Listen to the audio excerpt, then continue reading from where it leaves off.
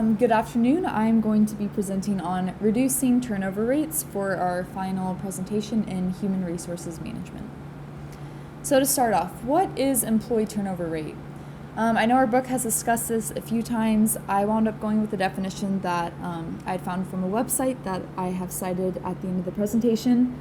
But basically, employee turnover rate is the loss of talent in the workforce over time, including employee departure, resignations, layoffs, terminations, retirements, location transfers, and even deaths. And below I have attached the formula to find employee turnover rate. Basically, you divide employees separated by the average number of employees and then multiply that number by 100. So what is a good employee turnover rate? Basically, 10% is a solid rate to aim for, and actually in itself, employee turnover is not necessarily a bad thing. Usually in every organization, you have about 10% of employees that maybe are a little low energy, low performers, aren't necessarily on board with the vision. So to aim, to aim for that 10% will allow you to replace those lower energized and maybe not so committed employees with hopefully more engaged and higher energized employees. Some causes of a high employee turnover rate include lack of career advancement opportunities. Also, there's poor management from supervisors, which will be an area that I will definitely be addressing later. There's also a lack of organizational fit, and then a lack of training, support, or even providing employees with the resources necessary for them to complete their jobs with excellence. So within a high employee turnover rate, there are 4 solutions that I want to capitalize on. There's hiring, onboarding, management, and performance evaluations. For hiring, the big benefit of hiring and doing that intentionally is that you're able to establish a company vision, their values, and goals. To know if an employee is a good fit or not, you would have to first identify those, and in the hiring process, you would be able to see that. It is also important in the hiring process that you organize all performance under one standard, which is those vision, values, and goals. It can also help increase motivation and a sense of purpose. As an employee coming in, if they see that their company is focused and has a plan moving forward, that will help them want to stay and continue to be part of a positive movement.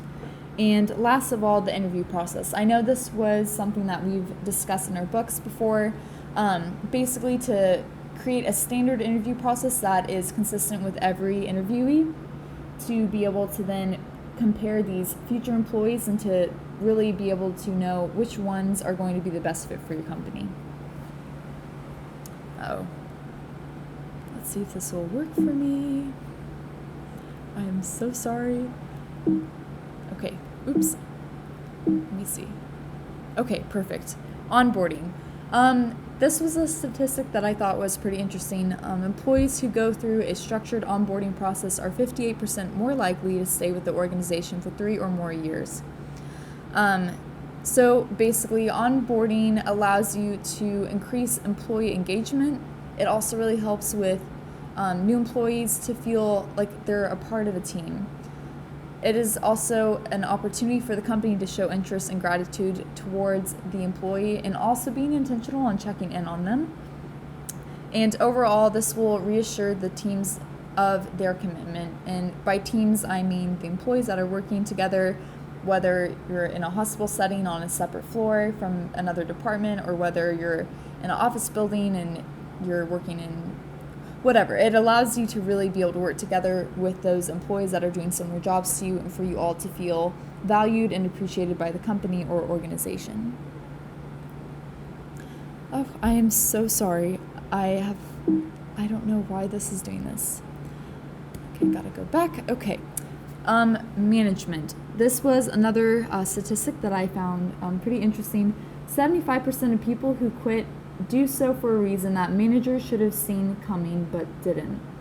75%, that is a huge percentage of employee turnover rate. And if a manager can be intentional about a few aspects to decrease that, I absolutely believe that that should be prioritized and definitely mentioned. And so I wanted to go over a few things in this presentation. So first, a manager needs to set clear expectations.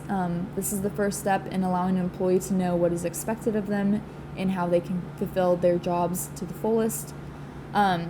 Definitely, employees are expected to respect their bosses, but for a boss to also return that respect to an employee is very important. It allows them to feel protected and also valued in their work. To provide adequate training and resources, this is a standard that can often be overlooked. An employee will never be able to fulfill or be satisfied with their performance if they haven't received that adequate training or the resources to do so. So to prioritize this is definitely beneficial to decrease employee turnover rate.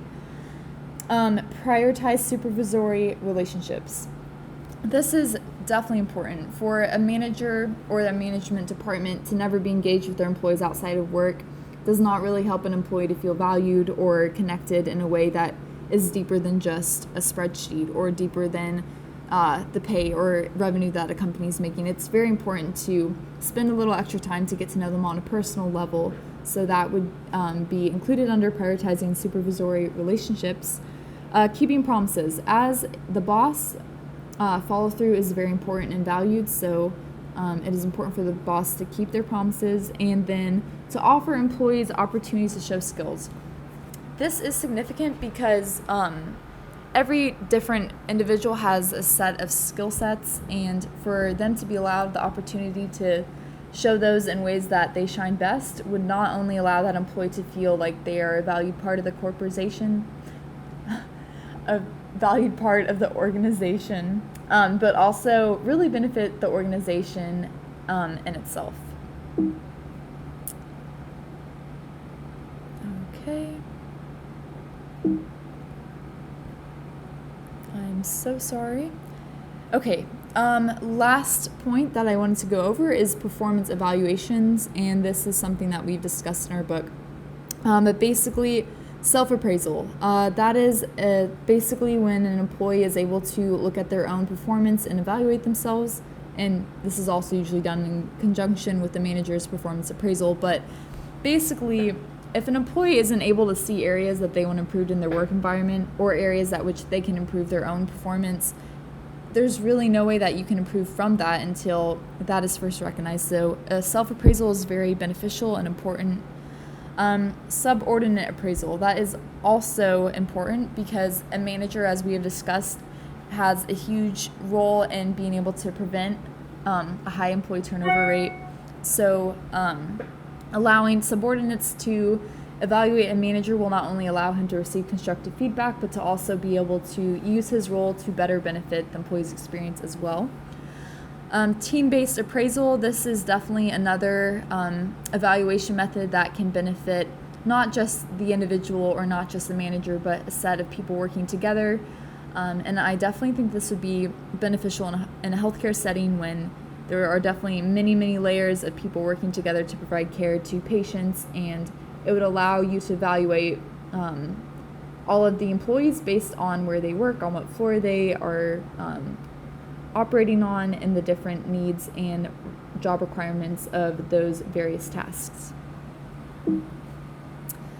So last of all, I wanted to use all of this information and to apply it to healthcare setting. Burnout. I mentioned burnout because I believe burnout is a cause and goes hand in hand with employee turnover rate.